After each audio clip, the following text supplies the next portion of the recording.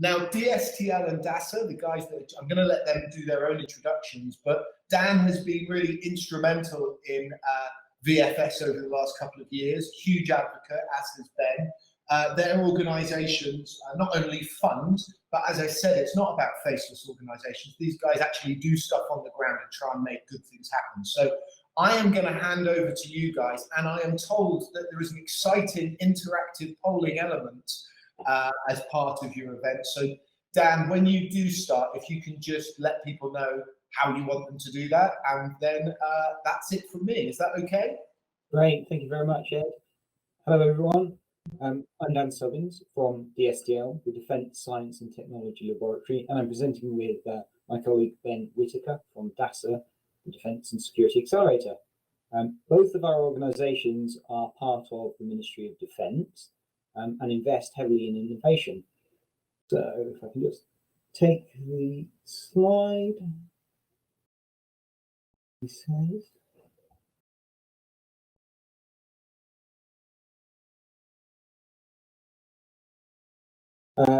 Ed, Shirley, this morning I can't actually take control of the slide deck to advance it. Please, can someone advance it for me?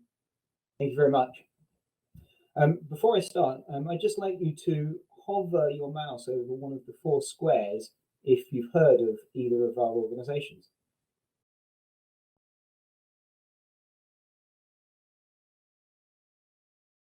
Is that working for anyone?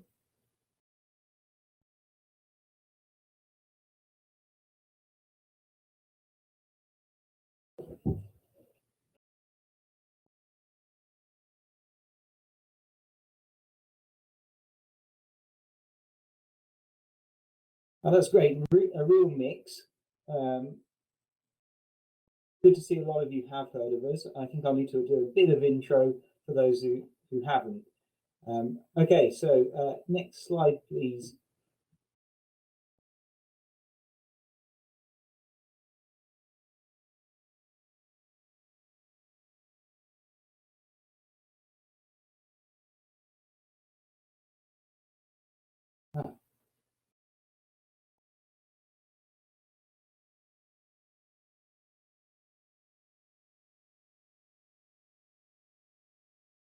Can someone please advance the slide? Thank you very much.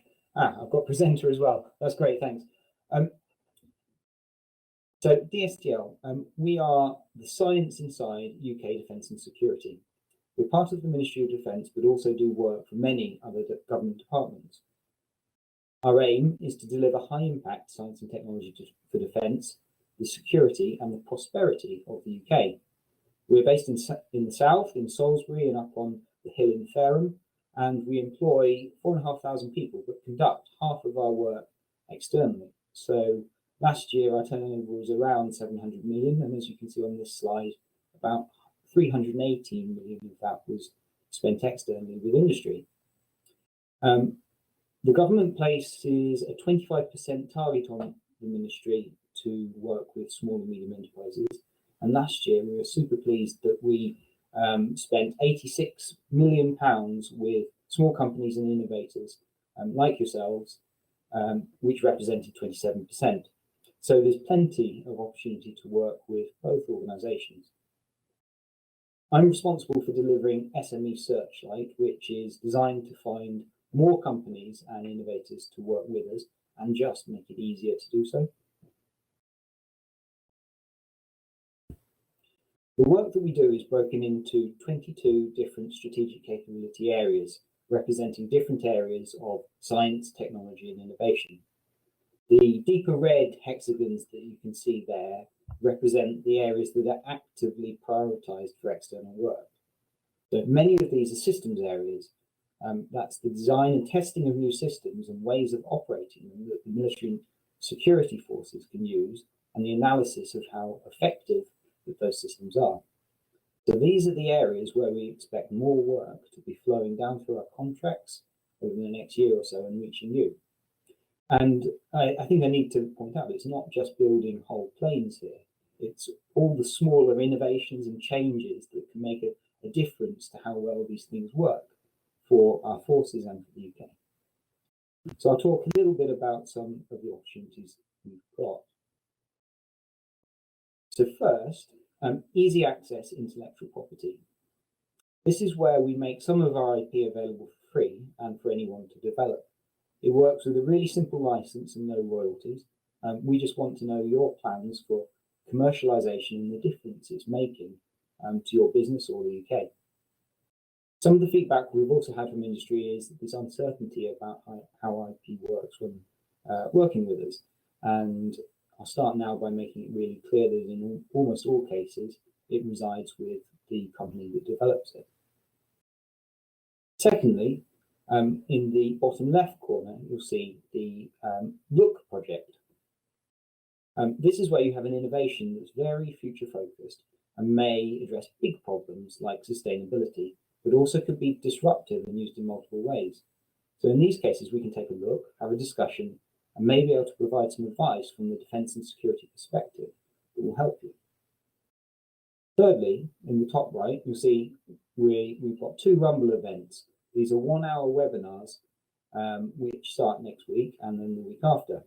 The first is on air systems events, specifically better small batteries and also scene projection for testing sensors. The week after, we've got policing with the first webinar on data information, disinformation, communication and automation, and the second one on human augmentation, behavioural adaptation and changing operating environments in the future. You can sign up for those on Eventbrite and hopefully we'll see some of you there. So lastly, how do you get involved? The diagram you can see in the bottom right, which is obviously unreadable, is available on our website. It shows our 8 primary routes to market. The first 6 are framework contracts, which is the situation where you would work with a major prime contractor experienced in defence, but work directly on our problems. So for example, working with BAE, who presented earlier. And 55% of our work is placed through these, and you can find all the contact details of how to join our website. Next is our cloud, which is our online marketplace, where you register your interests and specialities, and then will be connected to the opportunities suitable for you that come directly from Dstl. And finally, we do a huge amount of collaborative work with DASA, which allows us to invest on early stage innovation and development of ideas. And Ben will now tell you all about that. Brilliant. Thanks, Dan, very much. I'm just going to take control of the slides, all being well. Brilliant. So good morning, everyone. My name's Ben Whitaker from the Defence and Security Accelerator. And I will talk a little bit about DASA over the next few minutes. I've got to try and curb my enthusiasm because I normally spend sort of 45 minutes eulogising on DASA. So I've got 5 minutes, is a bit of a challenge for me. But just to put it in context, DASA's remit is here, right? So we find and fund exploitable innovations to support UK defence and security quickly and effectively and support UK prosperity. In a nutshell, that means we are funding innovative organisations, be them SMEs, be them in academia, to develop their technologies and their innovations and prove whether they work to solve defence and security problems. Within that, my role is as an innovation partner, a somewhat cryptic title, but in essence, I'm a technology scout. So I get the really fun and exciting job of going out and talking to all those amazing innovators across, my region is central southern England, going out across that region and talking to those guys and understanding about the cool innovations they're doing and whether we can help them. So that in context, let me talk a little bit more about the DASA specifically. So how do we achieve this? The first thing to say, and this slide's a little bit complicated, but the key point here is we are, I guess, the dating agency between various parts of government. So the Ministry of Defence and some other parts like Home Office, Department for Transport, Bank of England, with a dating agency that's connecting those guys who have got problems with the innovators on the bottom there. And as I say, those innovations can come from SMEs, they can come from academia, and they can come from large suppliers, both in the UK and abroad. We're pretty serious about this. We've been doing it now for about 3.5 years. In that time, we've placed well over £100 million worth of funding across a whole host of suppliers. Over about 55% of that has gone to SMEs, and a disproportionate chunk actually has gone to SMEs and organisations in the south of the UK. So we're a popular region.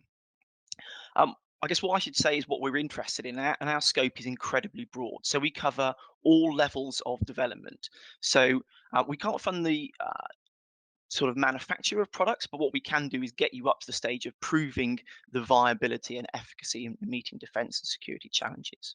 We do that across a whole broad range of science, technology, services. So from the physical sciences to the life sciences and everything in between.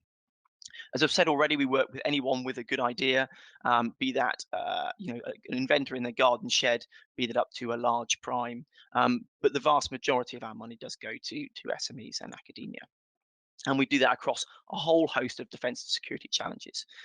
Critical points: 100% funding. You don't need to bring any of your own funding to the party, and we don't take any ownership of the equity or IP. So very benevolent terms and conditions. There are lots of opportunities to get involved. I do not have time to talk through this whole slide. What I would say is if you click that QR code, or I'll post it in the chat in a second, you can go on our website and you can see all the funding opportunities that we've got available. We've got 3 themed challenges right now, but we launch probably a couple of dozen throughout the year. And these are specifically where we come out on behalf of one of our government customers and say, look, we've got this particular problem and we're looking for innovative solutions to solve those. Right now, we've got ones around how you can operate drones in urban environments and specifically inside buildings. Less lethal weapons, which is all about giving our police and security forces access to equipment that means they can avoid the use of lethal force. And then also stuff around teleexistence. So think remote operation, virtual reality, augmented reality, that sort of thing. So those are very specific theme challenges, and I say there's 2 dozen or so of those that get launched throughout the year. So it's worth keeping an eye on our website and our Twitter feeds and such like to see what's coming your way. In addition, we have an open call, which is kind of the flip side of the coin. That's where you can come to us with genuinely pretty much any idea you can think of, where you think there might be a relevant to defence, and we can have a discussion about whether that offers us a benefit and whether we might be able to help fund that. Sorry, next slide. Sorry, I'm a bit keen on the trigger happy there. So just very quickly to say, if you're interested in working with DASA, what you can do is you can go onto our website, you can follow the links there, you can register an account, and you can tell us what your company's about, what your innovation is, and you can be connected with myself or indeed one of my team of a dozen colleagues who work around the UK. And with that, I think I'm up on time, but I will just flick the next slide, which shows the collective contact details for both Dstl and DASA. And I'll post my own personal email address in the chat in a second. Guys, thank you very much for that. And I think what you guys have been talking about, I think what people have to remember on this is it's not that you're trying to give money away. You want the brilliant ideas and the brilliant innovators